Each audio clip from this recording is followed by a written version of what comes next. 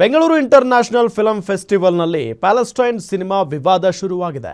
Palestine ಜನರ ನೋವು ಕಷ್ಟಗಳನ್ನು ಬಿಂಬಿಸುವ ಸಿನಿಮಾ ಪ್ರದರ್ಶನಕ್ಕೆ ಅವಕಾಶ ಇಲ್ಲ.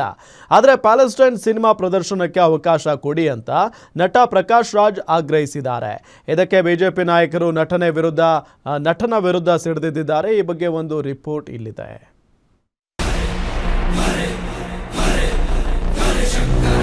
ಪ್ಯಾಲೆಸ್ಟೇನಿಯನ್ ಸಿನಿಮಾಗಳನ್ನ ನಮ್ಮ ಕೇಂದ್ರ ಸರ್ಕಾರ ಪ್ರದರ್ಶನ ಮಾಡಕ್ಕೆ ಬಿಡ್ತಾ ಇದೆ. ಇದರ ಪ್ರತಿರೋಧ ನಾವು ಹೇಗೆ ಮಾಡಬೇಕು? ನಮ್ಮ ನೆಲಕ್ಕೆ ಇನ್ನೊಬ್ಬರ ಕಥೆಗಳನ್ನ ತರುವುದಕ್ಕೆ ಆಗೋದಿಲ್ಲ ಅನ್ನೋ ನಿರ್ಬಂಧವನ್ನು ನಾವು ಹೇಗೆ ಒಪ್ಕೊಳ್ಳಿಕ್ಕೆ ಸಾಧ್ಯ? ಬೆಂಗಳೂರಿನ ಚಲನಚಿತ್ರೋತ್ಸವದಲ್ಲಿ ನಿಮ್ಮ ರಾಜಕೀಯದ ಹುನ್ನಾರಗಳು ನಡೆಯೋಲ್ಲ.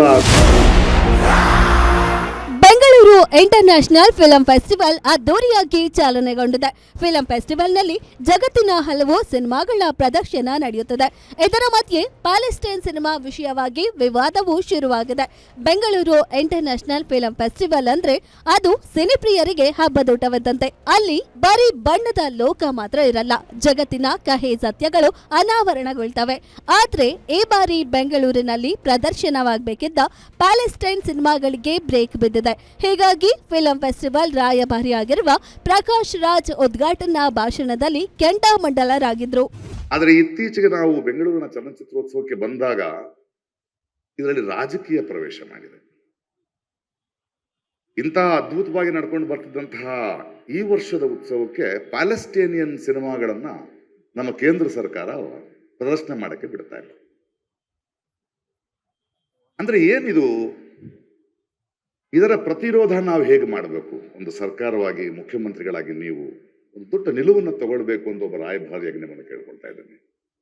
ಯಾಕೆಂದ್ರೆ ನಮ್ಮ ನಾಡಿನ, ನಮ್ಮ ಮಣ್ಣಿನ ಕಣ್ಣೀರಿನ ಸಂತಸದ ಕಥೆಗಳಾದ ಹೃದಯದ ಹಣಿತೆ ಅನ್ನೋ ಒಂದು ಪುಸ್ತಕ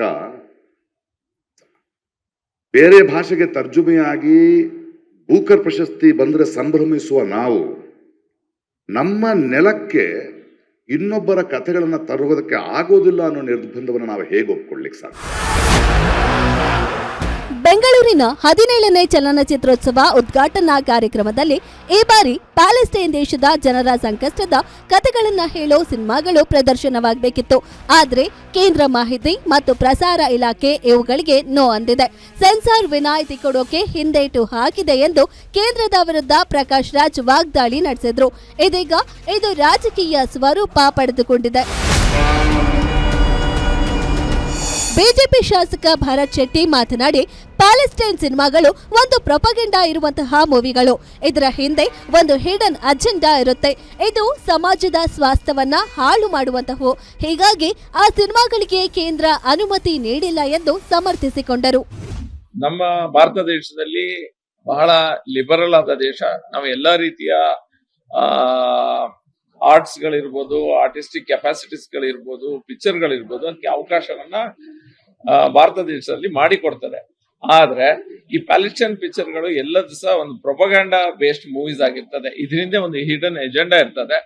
ಎಲ್ಲೋ ಒಂದ್ ಕಡೆ ಸಮಾಜದ ಸ್ವಾಸ್ಥ್ಯವನ್ನ ಹಾಳು ಮಾಡುವಂತ ಪ್ರೊಪಗಂಡಾ ಈ ಪ್ಯಾಲೆಸ್ಟೈನಿಯನ್ ಮೂವೀಸ್ ಗಳಲ್ಲಿ ಇರುವುದನ್ನ ನಾವು ನೋಡಿದ್ದೇವೆ.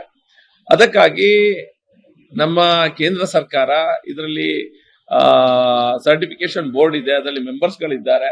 ಈ ಪಿಕ್ಚರ್ ಗಳನ್ನ ನೋಡಿ ಇದು ಕೆಲವು ವಿಷಯಗಳ ಬಗ್ಗೆ ಸಂಶಯವನ್ನ ವ್ಯಕ್ತಪಡಿಸಿದ್ದಾರೆ. ಒಟ್ಟಾರೆ ಒಂದ್ ಕಡೆ ಕಲಾಪ್ರೇಮಿಗಳು ಸಿನಿಮಾ ಪ್ರದರ್ಶನವನ್ನ ಕಣ್ತುಂಬಿಕೊಳ್ತಿದ್ದಾರೆ.